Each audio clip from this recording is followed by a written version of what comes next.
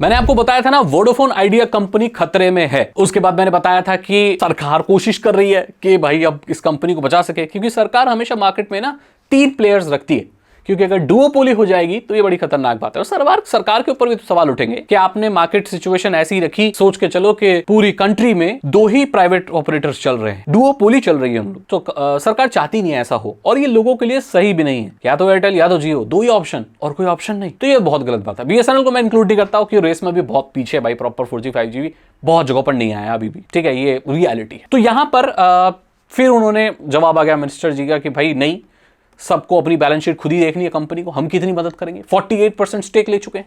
तो भाई ये था कि जब हम कर्ज नहीं चुका पा रहे, वोडाफोन आइडिया बोला हम कर्ज नहीं चुका पा रहे, आपका जो पेनल्टी है या जो कर्ज है, जो एजीआर ड्यूज है, तो आप एक काम करो, हम कर्ज तो नहीं आपको चुका पाएंगे, लेकिन हम अपनी कंपनी में कुछ शेयर्स, कुछ स्टेक्स आपको दे देंगे, ठीक है, मतलब हमारी कंपनी का कुछ हिस्सा हम गवर्नमेंट को दे देंगे, हमारी कंपनी जो चल रही है, बाकी हम पैसे नहीं दे पाएंगे, हम कंपनी का हिस्सा दे देंगे। तो सरकार 48% तो मान गई, मतलब बहुत ऐसे स्टेक देख के लगभग 48% अब सरकार का है। तो पता है टेक्निकली आप ये कह सकते हो कि वोडाफोन आइडिया आधी कंपनी सरकार की है, हाँ, क्योंकि 48% स्टेक सरकार के हैं।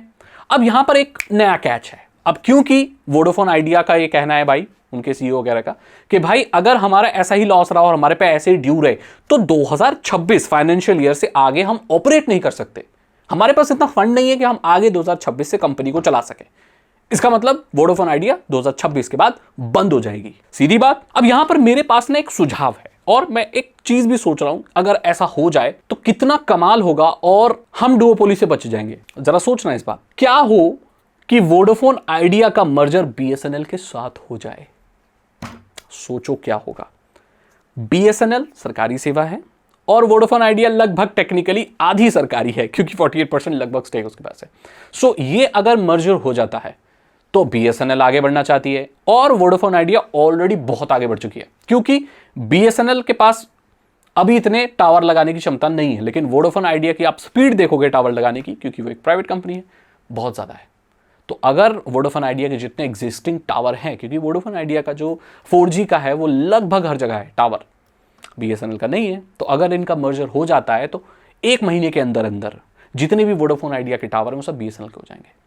और बीएसएनएल जो अभी 1-1.5 साल में 1 लाख टावर लगाने में भी स्ट्रगल कर रहा है, वो बहुत क्विकली पूरी इंडिया में सारे टावर कवर कर देगा, और बीएसएनएल की सर्विस विदिन 3 मंथ्स हर एक कोने में आ जाएगी, 4G सर्विस हर एक कोने में आएगी और 5G भी आ जाएगी।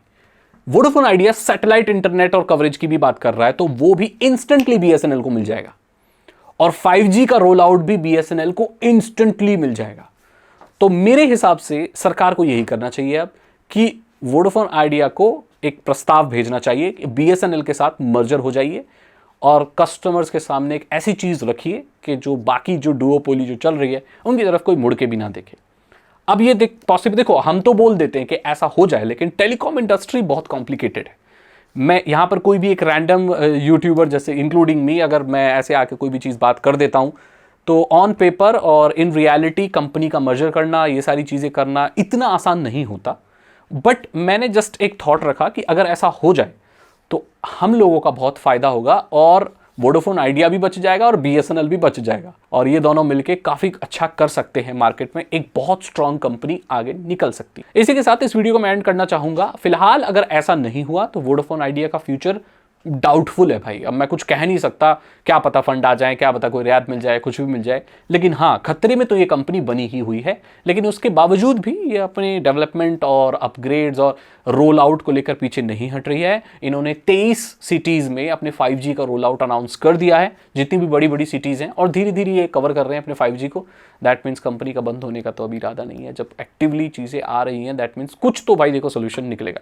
इसी के साथ इस वीडियो को मैं एंड करना चाहता हूँ। अगर आपको मेरा आइडिया अच्छा लगा, मेरी वीडियो अच्छी लगी, तो लाइक करें, दोस्तों के साथ शेयर करें, ज़्यादा से ज़्यादा शेयर करें, ताकि ये आइडिया लोगों तक पहुँच पाए और इसके बारे में और ज़्यादा बात हो सके।